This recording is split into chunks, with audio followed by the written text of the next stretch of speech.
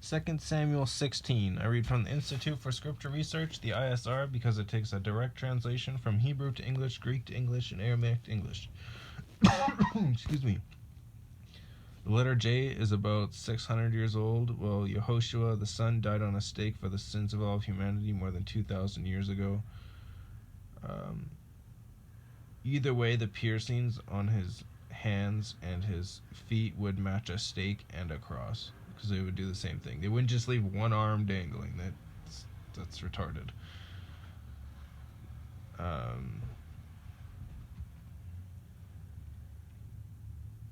YahWeh, YahWeh. Yah is short. Yah is the Elohim of the heavens and the earth, the first and the last and the only.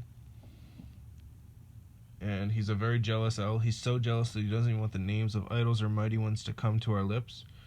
And Yehoshua in English is Joshua. 2 Samuel 16.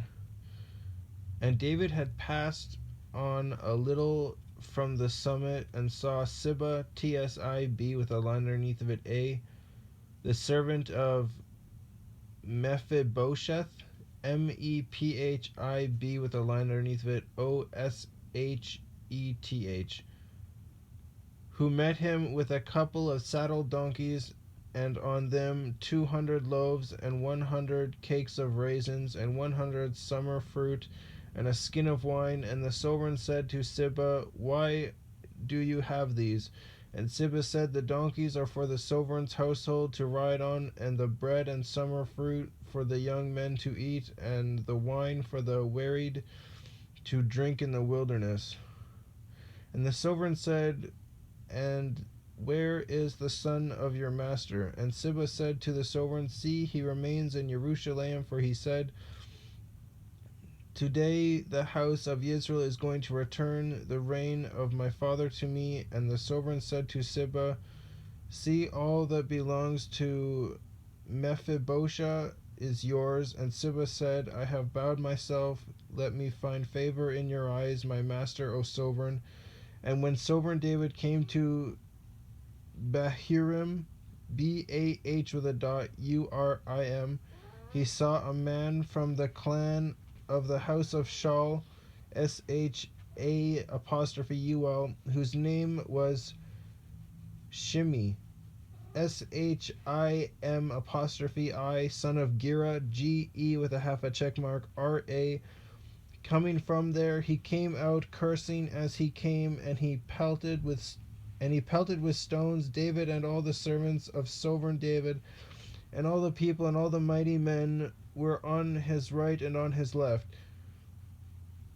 See, I'm pretty sure David was anointed, was an anointed sovereign, and they just did that. So when Shaul was the anointed sovereign, why weren't they just killing him? If you're gonna stone one guy but not another, I don't know.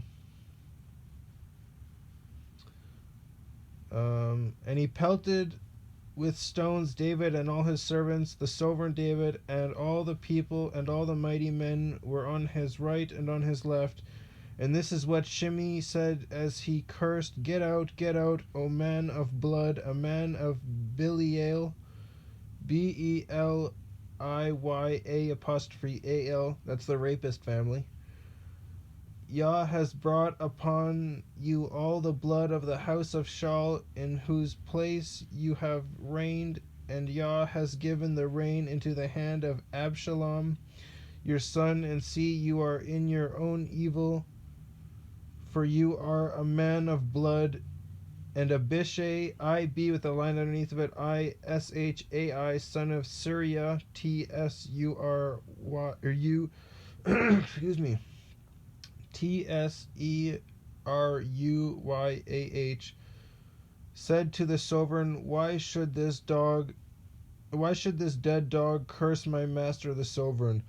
Please let me pass over and take off his head. And the sovereign said, what have I to do with you, you sons of Syria?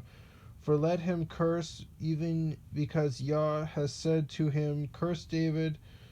And who should say, why did you do that?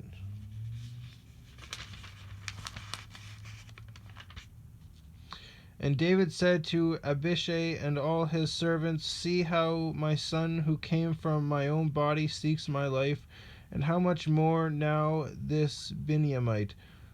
Benjamites. They were the ones who harbored the rapists. Actually went to war over it. They refused to give them up. So their whole city was slaughtered. "Leave him alone and let him curse, for Yah has spoken to him. If so be Yah does look on my affliction, and Yah shall return good to me for his cursing today." And as David and his men went in the way, Shimei walked alongside him on the hillside and cursed as he went, and threw stones at him and kicked up dust. And the sovereign and all the people who were with him became weary, and they refreshed themselves there. And Absalom and all the people, the men of Israel, came to Jerusalem, and Ahithophel was with him. And it came to be when Hushai, H with a dot, Ushai, the Archite, the friend of David, had come to Absalom, and Hushai said to Absalom, "Let the sovereign live, let the sovereign live." And Absalom said to Hushai, "Is this your loving commitment to your friend? Why did you not go with your friend?" And Hushai said to Absalom, "No, I am for the one whom Yah and his people and all the men of Israel have chosen, and with him I remain. And besides, whom should I serve? Should I not be before his son? Should it not be before his son? As I have served before your father, so I am before you." And Absalom said to Ahithophel, "Give your advice. What should we do?" And Ahithophel said to Absalom, Go into your father's concubines whom he has left to look after the house, and all Israel shall hear that you have made yourself a stench to your father, and the hands of all who are with you shall be strong. So go and have sex or rape his father's concubines."